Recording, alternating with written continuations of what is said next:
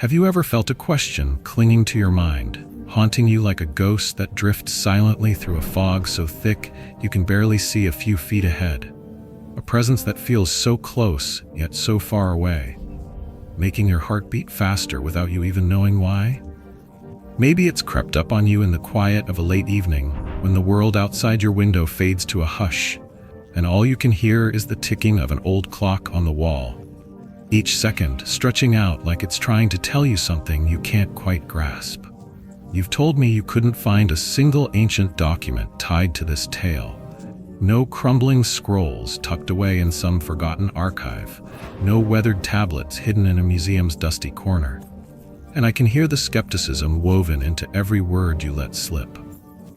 It's there in the way you speak, each syllable cutting like the sharp edge of a dagger fresh from the forge, cold as the night wind sweeping across a lonely field stretching for miles under a sky too dark to offer comfort. Yet buried deep beneath that doubt, I sense a flickering flame of curiosity,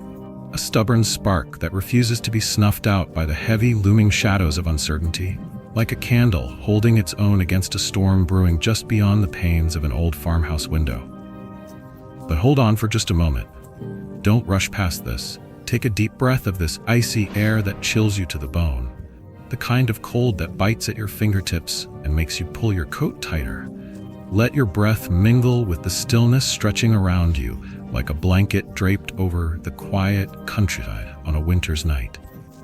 Feel it settle into your chest, sharp and crisp, and ask yourself this: does the absence of tattered parchment scrolls, brittle with the weight of centuries, or faded letters scratched into stone tablets by hands long turned to dust, truly mean the end of a mystery? Could it be that those missing pieces aren't a dead end, but a fragile curtain, fluttering in the breeze that rustles the bare branches outside, concealing truths that we, you, me, or maybe all of humankind, lack the courage to face head-on? What if the real story isn't in what's been left for us to find, but in what's been hidden away, locked behind doors we've never dared to knock on, buried beneath layers of earth and time? I don't hold your doubts against you. Not one bit. I've been right where you are, my friend, spending countless nights hunched over the flickering light of an old oil lamp, the kind you'd find in a grandparent's attic, its brass base tarnished but still warm to the touch.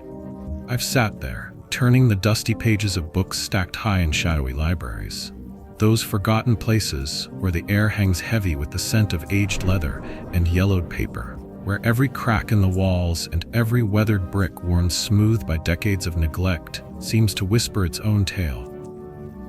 I've wandered through damp, narrow hallways, the echoes of water dripping from stone ceilings, ringing in my ears like the tears of history falling into an endless void. A slow drip, drip, drip that keeps time with your heartbeat as you feel your way along walls slick with moss. All of it was a desperate hunt for some shred of proof, a crumpled scrap of parchment yellowed by centuries, a strange rune carved into a slab of cold rock half buried in the dirt, anything at all, to convince myself that the stories gnawing at my mind weren't just illusions spun by a wild, runaway imagination, the kind that keeps you awake when the rest of the world sleeps. But then, on a night so cold and dark that the moon hid its face behind a shroud of clouds, as the wind slipped through my fingers carrying the faint breath of things long forgotten, maybe the echo of a voice lost to time, or the rustle of leaves from a forest that no longer stands, I stumbled onto a truth that sent a shiver down my spine, colder than any winter gale whipping across the plains. Not every truth gets written down, etched into stone, or bound in leather to sit on a shelf. There are tales that linger only in the shadows, handed down in shaky whispers amid the howling winds tearing through deep forests stretching for miles, where the trees stand tall and gnarled, their branches clawing at the sky like they're reaching for answers of their own. In those places, the boundary between what's real and what haunts your nightmares stretches thin as a silver thread glinting under a pale, ghostly moon, fragile enough to snap with a single wrong step, leaving you wondering if you've crossed into something you can't come back from. Picture a world where history isn't a tidy row of books lined up on polished wooden shelves in some cozy study warmed by a crackling fire, but a wild, tangled mess of frantic looks darting through the dark, broken murmurs echoing in the dead of night when the stars refuse to shine, and secrets buried deep beneath layers of frozen earth, so cold and hard that even the toughest weeds won't dare push through, as if they're terrified of what might be lurking just a few feet below the frost-covered surface. Have you ever stopped to wonder, maybe late at night when the house creaks and settles, if what we label as ancient sources are really just tiny, jagged pieces of a puzzle so vast we can't even fathom its edges? A picture we catch only in fleeting glimpses through the haze of time's dust settling over centuries, like motes dancing in a sunbeam through a cracked barn window? What if the things we can't track down aren't lost because they never were, but because they were wiped away on purpose, swallowed up by darkness, by hands we'll never see, by minds dead set on keeping the truth out of reach of daylight? Or worse yet, what if they're still out there, lurking quietly in hidden nooks and crannies, watching with unseen eyes from behind the veil of night, waiting for someone like you, someone too curious for their own good to ask a question that shouldn't be asked, a question that might swing wide a door to places no one ought to know, no one ought to touch, no one ought to stand face to face with. Let me spin you a yarn, not from those brittle yellowed pages you might be picturing, the kind that crumble if you turn them too fast, nor from stone tablets gathering dust in some museum where folks shuffle past without a second glance, but from the hushed whispers I picked up from an old carpenter, shared one stormy night beside a crackling fireplace in a little village nestled tight against the looming shadow of rugged black stone mountains that rose thousands of feet into the sky, their peaks jagged and unyielding against the roiling clouds. He sat there, his thin hands wrapped around a chisel so worn it was nearly smooth from years of shaping wood, his eyes cloudy with age but sparking to life as he leaned closer to the fire, the glow painting his weathered face in shades of amber and shadow. He talked about the land he'd known as a young man, a narrow valley squeezed between two skyscraping peaks, a place where fog hung heavy year-round, rolling down the slopes like a living thing, so thick it swallowed everything more than a dozen feet away, leaving you feeling like you were standing alone in a world cut off from the rest. The sun was just a weak sliver of light struggling through a blanket of gray clouds, stretching miles overhead, barely enough to warm the earth below, casting the valley in a perpetual twilight that made every day feel like it was holding its breath. The folks there scratched out a living from small patches of farmland, fields no bigger than a few acres each, where they coaxed potatoes and barley from the rocky soil with bent backs and calloused hands. Streams trickled down from the mountaintops, winding through the valley like silver veins, the water so crystal clear you could spot every pebble glinting a few feet down at the bottom, reflecting the faint light like tiny stars trapped under the surface. But they never lingered too long, gazing into it, not even on the hottest summer days, when the air hung still and heavy. They swore those waters held shadows from another realm, a place of darkness beyond imagining, a world woven from eerie whispers that seemed to rise from the depths when the wind died down, and of a being they dubbed the Knocker of Time, a name spoken only in hushed tones around the fire, as if saying it too loud might call it down from the heights. The Knocker of Time wasn't human, at least not anymore, if it ever had been in some distant age lost to memory. People painted it as a towering gaunt figure, standing maybe 7 or 8 feet tall, so thin it seemed like a walking frame of bones draped in gray, weathered skin that clung tight to its frame, pale as the frost that coated the valley each winter. Its arms hung long and unnatural, brushing the ground a good 5 or 6 feet below its shoulders, swaying slightly, as if caught in a breeze no one else could feel. Its face stayed shrouded in a swirling mist so thick it was as if the air itself wouldn't let you see what lay beneath, a veil that shifted and danced like smoke rising from a dying fire. In its grip was a twisted wooden staff, gnarled and bent like an old oak branch weathered by 100 storms, topped with a smooth black stone, about the size of a man's fist, that cast a faint, chilling glow, like the last flicker of a star that burned out 1,000,000 years ago, leaving only a cold, lifeless shimmer behind. The villagers believed the knocker of time hailed from deep inside the mountains, where caves stretched down for miles into a lost world, twisting tunnels that dropped hundreds of feet into the earth, their walls slick with moisture and echoing with the drip of unseen water. They said it showed up to knock, to tap on the unseen doors of time, prying open memories long faded, secrets folks had fought to forget, and curses humanity had buried under layers of dirt and denial, hoping they'd stay locked away forever. The first time the knocker of time appeared, a fog rolled in, thicker than anything they'd ever seen, a wall of white that swallowed the valley whole for 7 straight days and nights, so heavy that folks couldn't spot their own kin standing just 10 feet away, their voices muffled like they were calling from the bottom of a well. When it finally cleared, drifting off like a ghost at dawn, they saw every stream had run dry, leaving cracked beds littered with odd circles scratched into the stone, perfect rings about a foot wide, like someone, or something, had traced them with an invisible finger in the dead of night.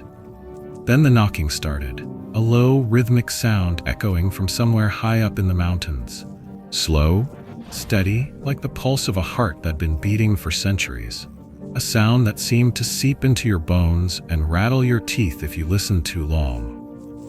That's when the dreams crept in, stealing into their sleep like uninvited guests. Villagers dreamed of winding trails stretching miles into the mountain's depths, paths that twisted and turned through darkness so thick it felt like a weight on your chest. They saw ruined cities clawing up from pitch-black shadows, their crumbling walls towering dozens of feet high, and silent figures with eyes glowing bright as lanterns, sharp, piercing gazes that cut through the gloom and stared right into their souls, unblinking and relentless. Whispers filled those dreams, spinning tales they couldn't shake even after the sun rose. Old wars erased from memory centuries ago, battles fought over secrets too dark to speak aloud. Curses chiseled into rock walls hundreds of feet underground to shield truths too dangerous to unearth. Children abandoned in caves deep beneath the peaks, their cries swallowed by stone to keep silence forever, their small hands clawing at the dark until they faded away. The second time it came, a biting wind tore through the valley, howling down from the peaks like a beast set loose, carrying a smell that wasn't flowers or soil, not the fresh earth of a newly plowed field, but something ancient, something unsettling, like the musty scent of a tomb cracked open after 1,000 years, or the faint whiff of smoke from a fire long extinguished. Come morning, the green fields, acres of crops they'd tended with sweat and hope, had turned to ash gray, as if every ounce of life had been sucked out in the night, leaving the ground barren and lifeless under a sky that offered no pity. Those strange circles started showing up everywhere,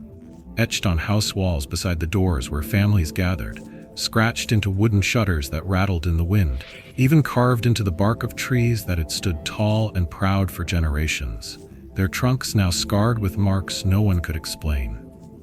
The knocking grew louder, closer, each tap ringing out like it was just beyond the village edge, as if the knocker of time was stepping right into their midst, its long shadow stretching across the fields under the dim light of a shrouded sun. The dreams sharpened into nightmares that clung to them like damp clothes after a rainstorm. They saw faces, not their loved ones, not the neighbors they'd shared bread with, but strangers from some distant past, their features sharp and accusing, recounting sins the villagers had buried deep under years of silence, leaving the frail behind to survive brutal winters that froze the ground solid for months, turning deaf ears to the cries of kids echoing from caves 100 feet below, hiding ugly truths behind forced smiles and locked doors to save their own skins from the weight of guilt.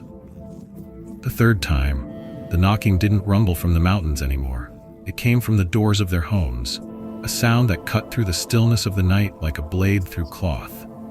Every night, one house would hear it, slow, steady, like a heartbeat that wouldn't quit, thumping against the wood with a patience that felt alive, deliberate. Those brave or foolish enough to crack their doors open, peering into the fog with lanterns raised high, vanished without a whisper, leaving no trace, no sound, just empty beds and cold hearths, and those circles scratched into the doorstep alongside the words. Time knocks but doesn't wait, carved in letters jagged and deep, as if clawed by something more than human. Fear gripped the village tight, squeezing their hearts like a vice. They bolted their doors with heavy iron locks, piled logs high in the fireplace until the flames roared, chasing shadows up the walls, and prayed under the dancing glow, their voices trembling as they begged for the knocker of time to drift away as quietly as it had come, back to whatever abyss it crawled out of. But there was one among them who wouldn't bend to that terror, a young man named Dren, a hunter with hands tough as oak from years of wielding a bow and eyes blazing like a bonfire against the dark, bright with a fire that refused to dim even in the face of the unknown. Dren wasn't swayed by their huddled fear, their whispered warnings around the fire. To him, the knocker of time wasn't some curse sent to punish them. It was a puzzle itching to be cracked, a riddle wrapped in shadow that called to him like a challenge. He'd grown up on his granddad's stories, told in a gravelly voice over cups of steaming coffee by the hearth, about a people who'd once thrived in that valley, folks who could bend time itself to their will, weaving it like thread through a loom until the days and years danced to their tune. But they'd vanished without a trace. No graves, no ruins, nothing but the streams that once ran full and those restless dreams that haunted the nights ever since. Dren was dead set that the knocker held the answer to where they'd gone, what had driven them into the silence of history. And he wasn't the type to sit idle while the question burned in his chest. One night, as the fog rolled in thicker than ever, so thick he couldn't see more than a foot ahead, the world shrinking to the glow of his torch, Dren tied a rope around his waist, thick hemp that bit into his skin but promised to tether back to safety. He grabbed a torch burning bright with pitch-soaked rags, its flames spitting and crackling in the damp air, and a hunting knife sharp enough to split stone, its blade glinting like a sliver of moonlight in his hand. With a steady breath, he marched out of the village, leaving the huddled houses behind, and headed toward the highest peak, a jagged monster of rock and ice towering thousands of feet above the valley floor, where the knocking boomed loudest, each strike rumbling through the ground like distant thunder rolling closer. The air was bitter cold,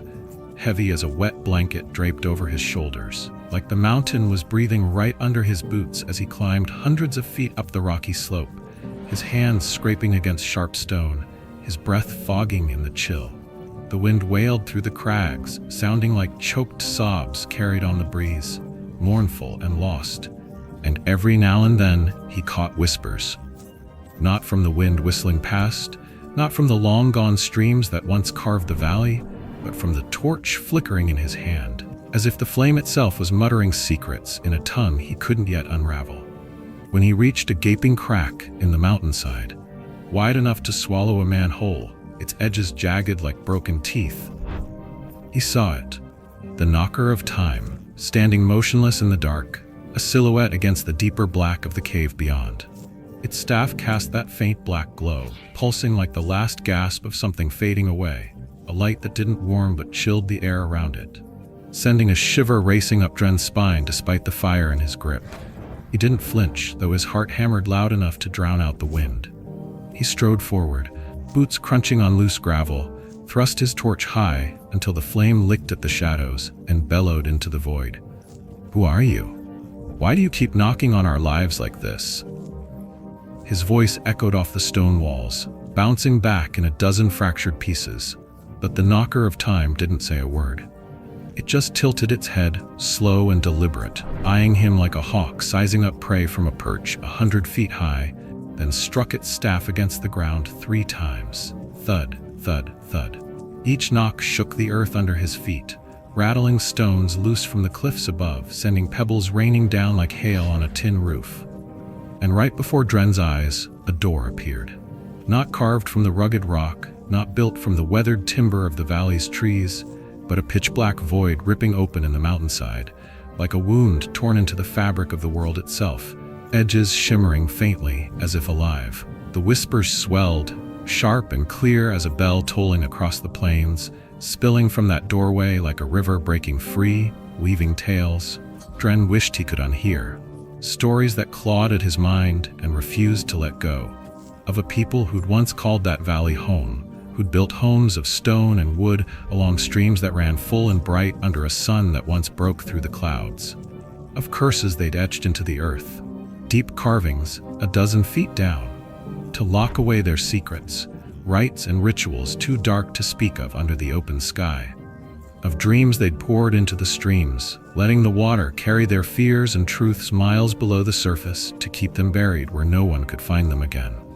Dren's head reeled, spinning like he'd been caught in a whirlwind, tearing through the plains, as if every memory locked in that valley was crashing into his skull like a flood breaking a dam wide open. He wanted to turn tail and run, to scramble back down the slope and feel the solid ground of the village under his feet. But the path behind him had vanished, swallowed by a wall of shadow that pressed in close, suffocating. And the whispers weren't just in his mind anymore. They rumbled from his own chest, low and insistent, as if he'd become one with them, a vessel for their restless voices. "Do you want to know?" The knocker of time's voice scraped out, rough as splintered rock dragged across gravel, deep as a rumble from 1,000 feet underground, a sound that seemed to shake the air itself. Dren nodded, though his hands trembled like leaves caught in a gale, his knuckles white around the knife's handle, and the torch slipped from his grip, tumbling to the cold, hard ground with a hiss as the flame snuffed out, plunging him into near darkness save for that black glow. The knocker lifted its staff high, the twisted wood creaking under some unseen weight, and the black stone blazed, a sudden flare of light or shadow, he couldn't tell which, swallowing him whole in a tempest of darkness and memory, a storm that roared louder than any thunder he'd ever heard rolling across the open fields back home. By dawn, when the first weak rays of sun finally pierced the fog, the villagers found Dren sprawled out cold in the valley, a good mile from where he'd started, the rope still knotted around his waist like a lifeline that failed him halfway through the night. His torch lay a few feet off, charred and useless, but his eyes, once alive with fire, sharp and fearless, were now black as midnight, hollow as a well gone dry, like he'd peeked into a place no living soul should see and brought a piece of it back with him. When he came to, groaning as the cold seeped out of his bones, he wasn't the Dren they'd known. The man who'd laughed loud over mugs of ale, who'd tracked deer across miles of rugged land with a grin. He didn't speak a word to anyone, not to his kin who rushed to his side, not to the elders who pressed him with worried questions. He just sat by the dry stream bed day after day, legs crossed under him, staring into the empty distance where the water once flowed, muttering things no one could make sense of, stories of a lost city buried miles beneath the peaks, its spires crumbling under the weight of time, roads twisting into the mountain's core, lined with shadows that moved when you weren't looking, secrets trapped tight in that black stone, pulsing like a heartbeat he couldn't escape. A month later, he was gone. No farewell, no tracks to follow, just vanished into the fog one night, leaving nothing but a small ring of stones behind. A message scratched into one with his knife, the blade's edge dulled from the effort. Time knocks, but doesn't stop. The old carpenter didn't wrap up his tale there, his voice dropping low as the fire sputtered, casting long shadows across the room. Years down the line, he said, when he went back to that valley, driven by a pull he couldn't explain, a longing to stand where his childhood home once stood, he spotted a tall figure out in the ashen fields, standing alone where the crops used to grow tall. Its staff glowed that faint, eerie black, a shimmer against the gray dusk, and though he didn't stick around to gawk, too spooked to linger under those watchful peaks, he swore on his life that, in the quick flash of his campfire's light, he caught Dren's face behind that swirling mist. Not the Dren he'd known, the boy who'd wrestled with him over chores and laughed at the supper table, but a new knocker of time, eyes black as coal and blazing fierce like twin stars in a moonless sky, tapping away at the doors of forever with a rhythm that never faltered, a sound that echoed across the miles and years.